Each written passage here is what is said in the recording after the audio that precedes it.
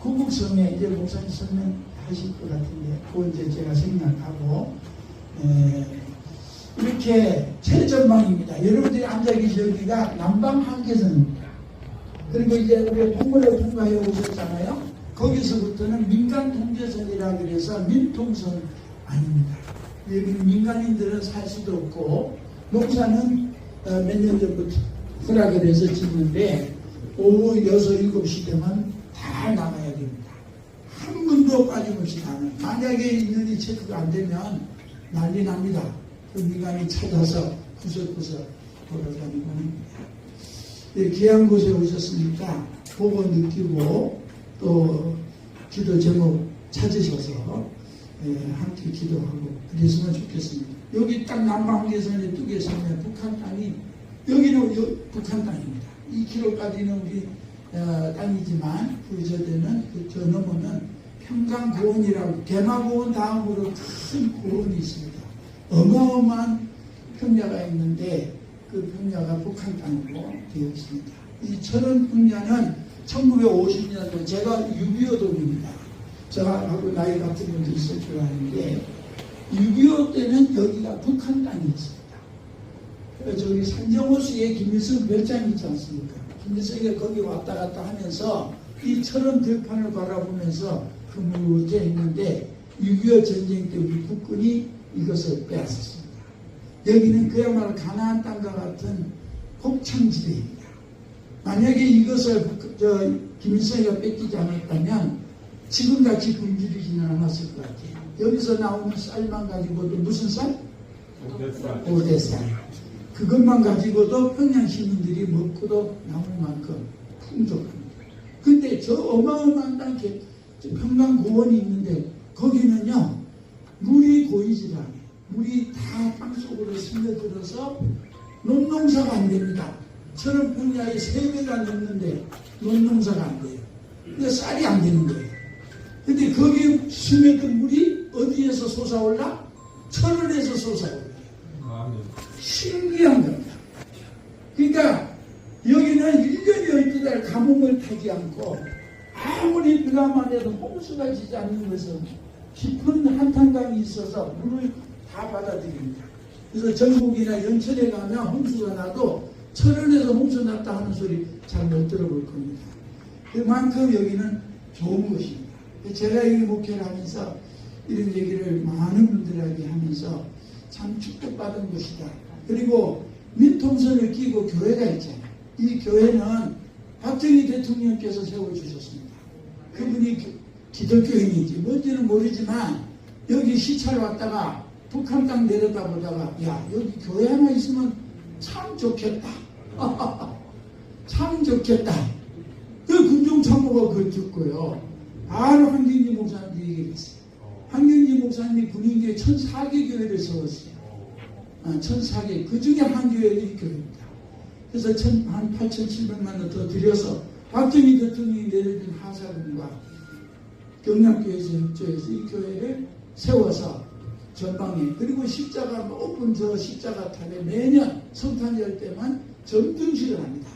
군관민 지도자들이 모여서 예배하고 찬송하고 하나 둘 셋 크리스마스 추리를 밝히는 애기봉도 없어졌고 대성산에도 없어졌고 백골 오피도 없어졌어요.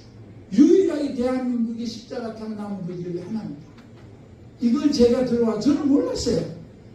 근데 그랬던 곳이래요. 그래서 제가 불을 밝혀야 되겠다.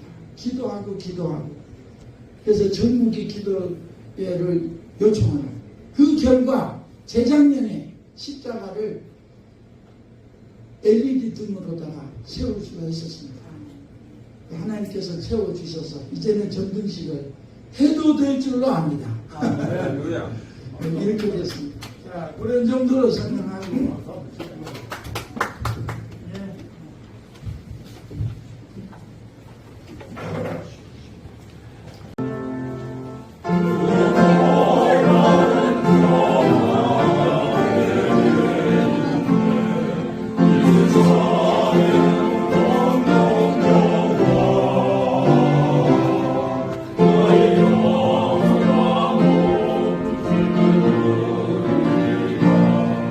Oh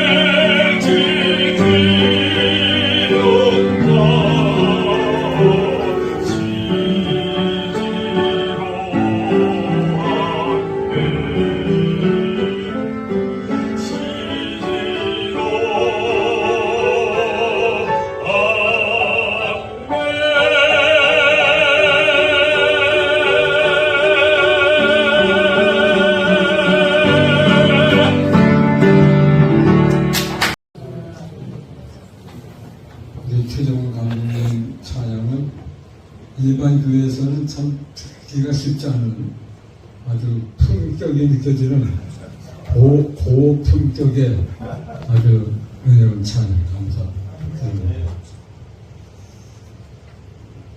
여러분 1945년 해방되고 48년도에 남북한에 말하자면 국가가 들어서지 않았습니까? 그때부터 북한은 대한민국의 어떠한 나라인가?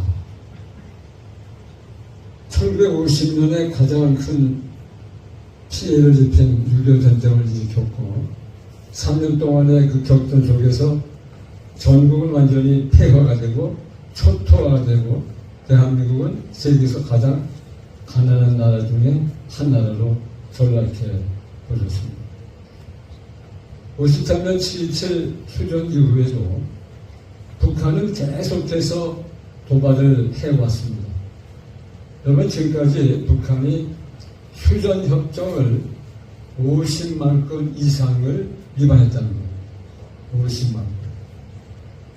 근데 그 작은 것 하나하나 살피기 전에 우리가 그동안 살면서 느꼈던 그 엄청난 비극들 그것만 생각해도 북한이라고 하는 단체는 대한민국에 해만을 끼쳐왔던 단체가 아닌가 그런 생각이 듭니다.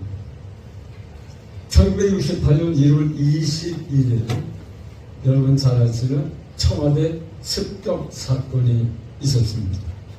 31명의 무장 공비가 침투해서 청와대 턱 밑까지 그때 무장 공비가 내려왔던 그 최후의 지점에 비석이 하나 서 있는데 그게 바로 청와대 턱 끝까지 왔던 겁니다. 그때 29명이 사살당하고 1명이 생포되고 1명은 월북을 했습니다. 그때 우리가 당한 피해도 불경 전사자가 23명, 민간인이 7명이죠. 무장공비들은 도망가다가 달리는 민간 버스에 수류탄을 던져서 그 버스 안에 타고 있었던 5명의 민간인이 무고하게 희생을 당합니다.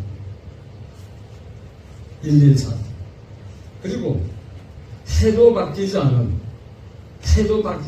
그 해 1968년 10월 30일에는 저 강원도 울진 삼척지구에 120명이나 되는 무장공비를 침투시켜서 12월 말까지 2달 동안 강원도 일대를 완전히 불탕질을 하고 말았습니다. 그때 우리 분경 예비군이 합동해서 작전을 벌인 결과 120명 중 113명을 사살하고 7명을 생포하는 완전 작전을 했습니다. 그러나 그때도 우리 아군 분경 전사자가 38명이나 됐습니다. 민간인 피해는 23명이 희생을 합니다.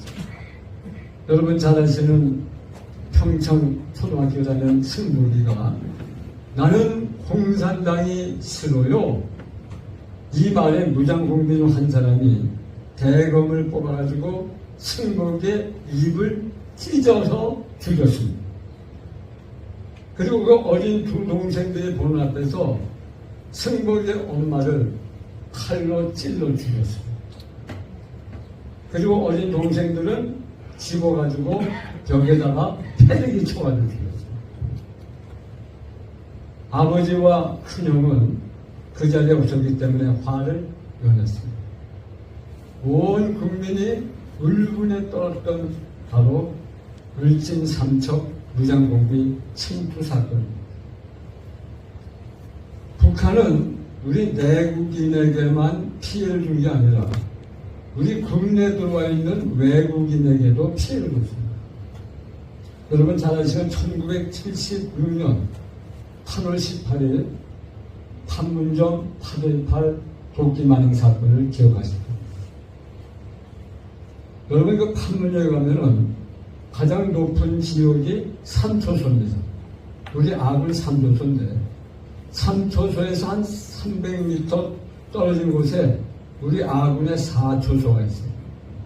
그 돌아오지 않는 다리 바로 거기에 4초소가 있는데 그 4초소에 나가서 근무하는 인원들에 대한 안전을 이 3초소에 근무하는 병사들이 항상 살피면서 안전을 챙겼습니다. 그런데 여름이다 보니까 이 미루나무가 커가지고 가지가 치는 바람에 이 가지 때문에 3초소에서 4초소를 확인이 안 되는 겁니다. 그래서 미군이 북한군에다가 이미 통보를 하고 우리가 8월 18일 날 미루나무 가지치기 작업을 하러 간다. 그렇게 통보를 했습니다. 그리고는 한국 노무자들을 데리고 보니파스데이와 버렛중이가 그 가지치기 작업을 하러 나간 겁니다.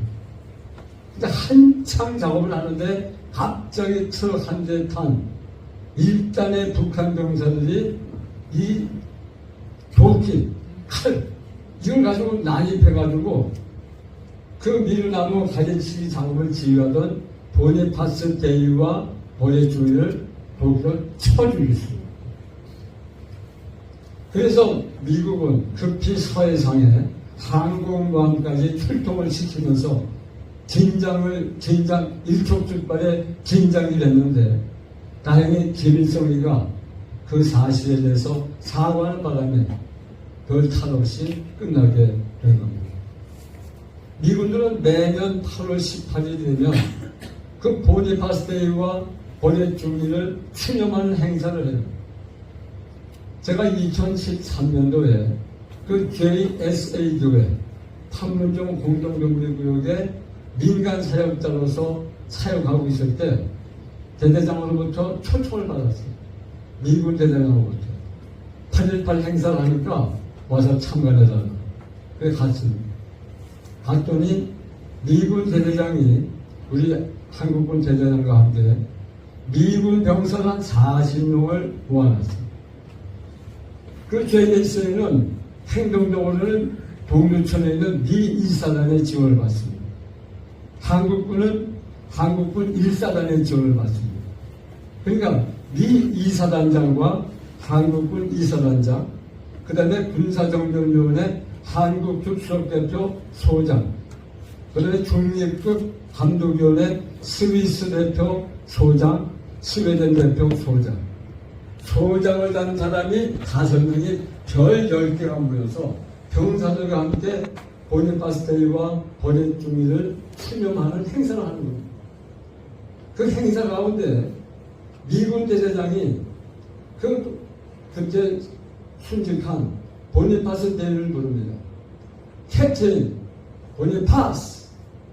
아무 소리가 없습니다. 또다시 부릅니다.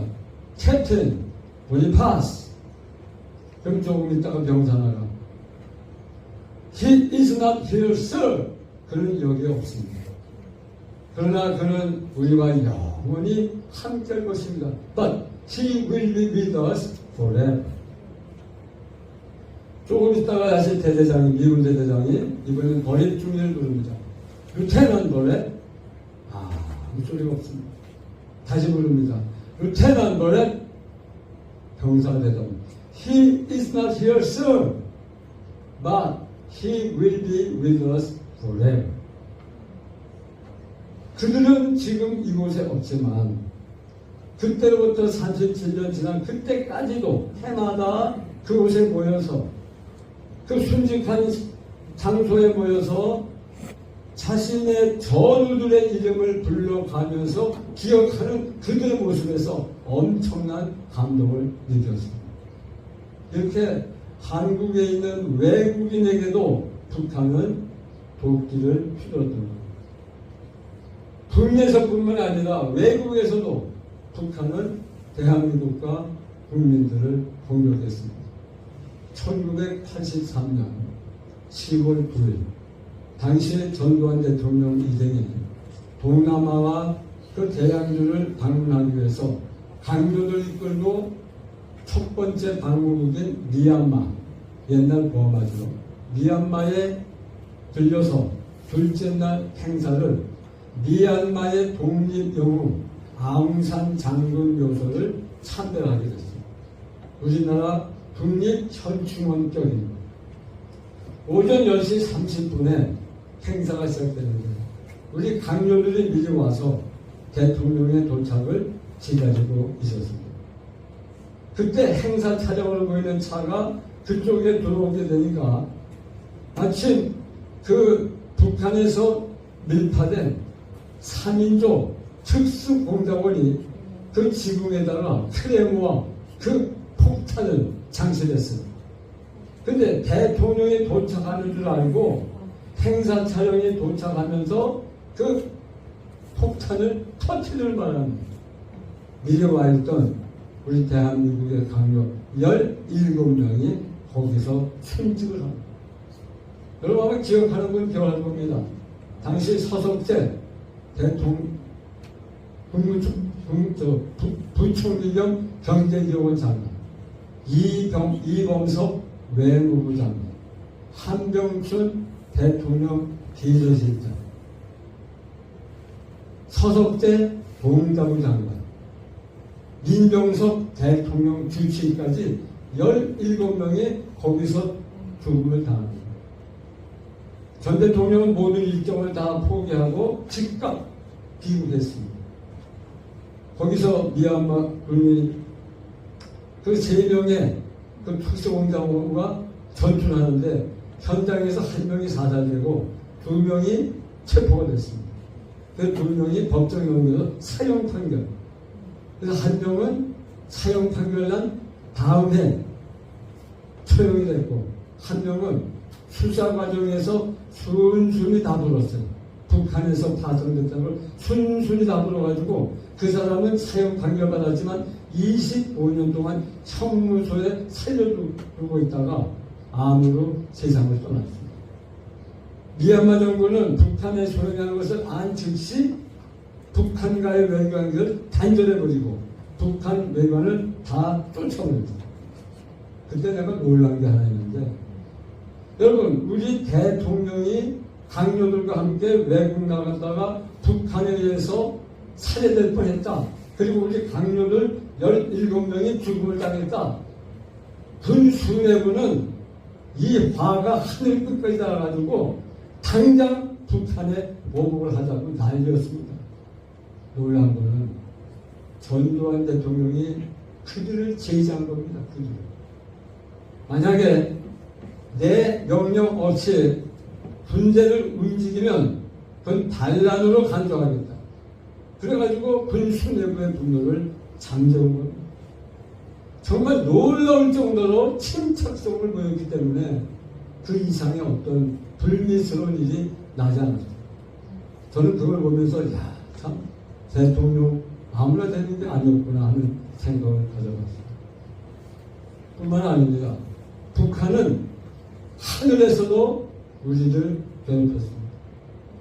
88년도에 올림픽이 서울에서 있었는데 1년 전인 1987년 10월 11월 29일 중동에서 일하던 노무자들이 대한항공 858기를 타고 이라크의 수도 바그다드를 출발해서 한국으로 오고 있었습니다.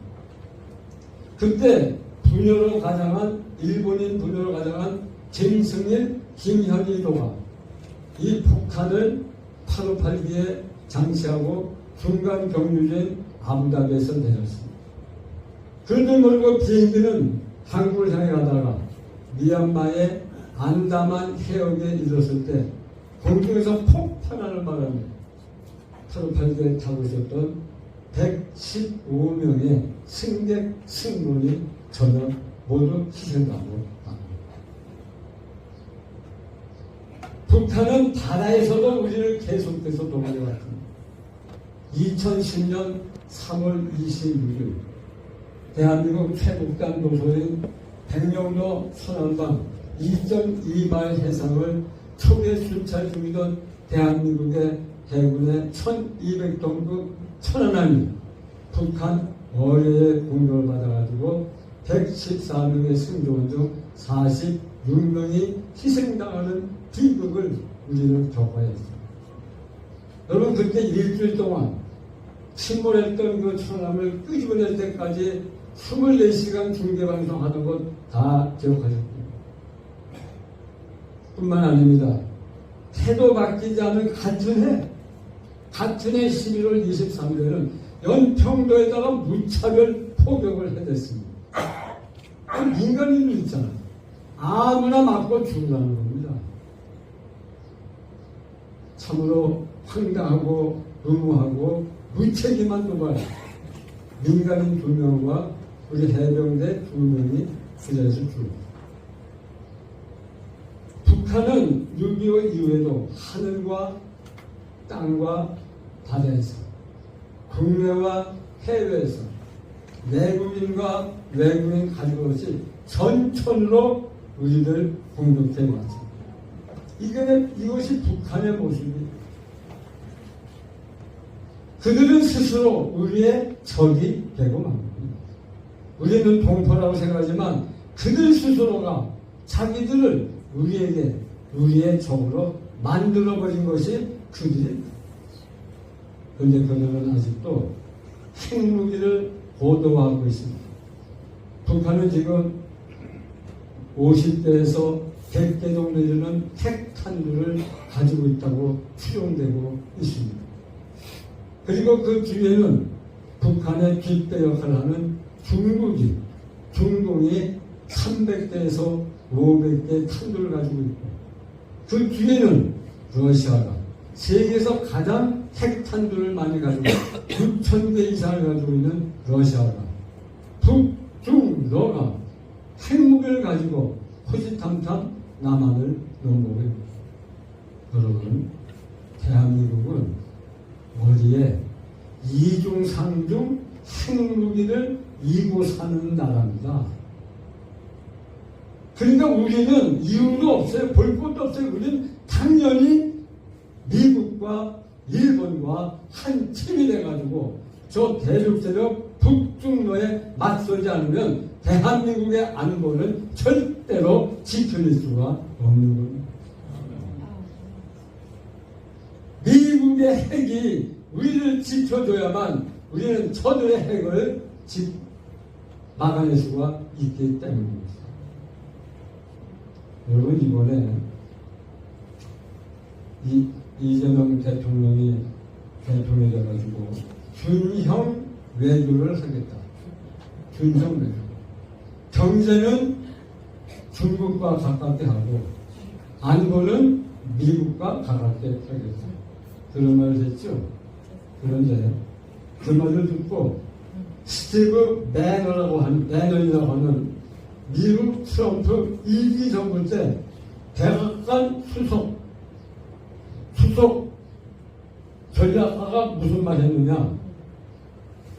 한국에 중국 공산당에 종속된 진보 좌파 정권이 들었을 것은 이거는 비극적이다. 한국이 앞으로 이 균형 외교를 한다고 그러는데 그 말을 듣자 이렇게 했습니다. 기자에게 내 얘기를 분명히 인용하시오. 그 균형 얘기를 외치고 있는데 내가 지금 얘기할 텐데 그걸 분명히 인용해도 좋습니다 하면서 이런 말을 했습니다. 그거는 균형 외교, 그거는 말도 안 되는 헛소리다. 영어로 하면 full of shit. shit는 똥이에요, 똥. 똥으로 가득 찬 말이 아니래. 우리 식으로 표현하면 개떡 같은 소리 하지 말라는 거예요. 헛소리 하지 말라는 겁니다. 균형 외교를 하면 결국 전체주의 중국에 종속된 노예밖에 될 데 없다는 거예요. 여러분, 지금 우리 한국의 안보가 굉장히 지금 시험돼 있습니다. 저는 그런 의미에서 이번에 이재명 대통령이 G7에 가서 자기 얼굴을 드러내고 그들과 친구하고 있다는 것은 참 좋은 일이라고 봅니다. 아마 이제 24일 되면 나토를 가게 될 거예요.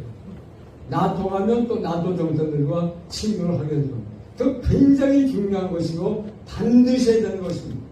한반도가 평화를 유지합니다.